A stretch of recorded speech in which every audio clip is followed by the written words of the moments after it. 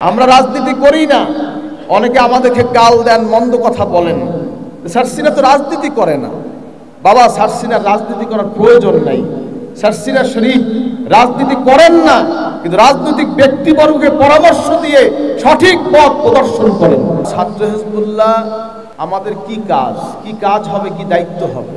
বিভিন্ন সংগঠন আছে, তাদের বিভিন্ন সংবিধান আছে, কাজের ধরন আছে।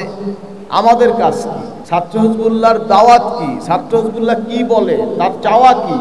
ছাত্র হিজবুল্লাহ আল্লাহর কথা বলে, রসুলের কথা বলে, কোরআনের কথা বলে, সুন্নাহর কথা বলে, ঠিক কিনা বলুন?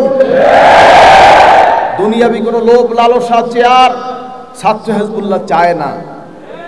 একদল হক্কানি আল্লাহওয়ালা নায়েবে রসুল, আল্লাহর প্রেমিক, রসুল প্রেমিক তৈরি করে হচ্ছে ছাত্র হিজবুল্লাহর দায়িত্ব এবং কর্তব্য। হাজিরিন, বাংলাদেশ জমিয়তে হিজবুল্লাহ অরাজনৈতিক দ্বীনি সংগঠন, যেই সংগঠনের অঙ্গ সংগঠন হল ছাত্র হিজবুল্লাহ। বাংলাদেশে বিভিন্ন প্রেক্ষাপটে জমিয়তে হিজবুল্লাহ বিভিন্ন সিদ্ধান্ত নিয়েছে। যে সিদ্ধান্ত নেওয়া হয়েছে, আল্লাহ পাক সেই সিদ্ধান্তই বাস্তবায়ন করেছেন, বলে আলহামদুলিল্লাহ। হাজিরিন, ভাইরা আমার, কথা হচ্ছে সবকিছু বান্দার নিয়াত থাকবে, নেক নিয়াত থাকবে, কবুল করবেন আল্লাহ। কে কবুল করবেন?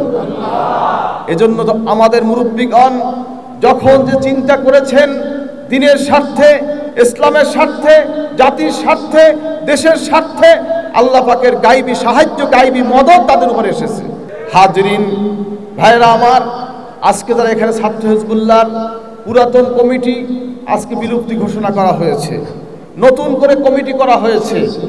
দোয়া চাই এই কমিটির জন্য আরো অগ্রসর হতে পারে, আরো বড় কিছু দিতে পারে। আল্লাহ যেন কবুল করে, বলেন আমিন। আমরা রাজনীতি করি না।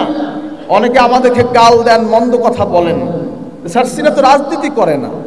বাবা, সার্সিনার রাজনীতি করার প্রয়োজন নাই।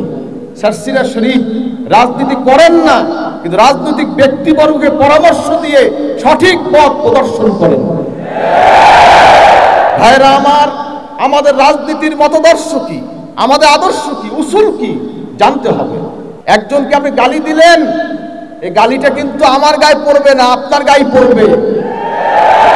কিয়ামতের দিন আপনি জবাবদিহিতা করতে হবে আল্লাহর কাছে।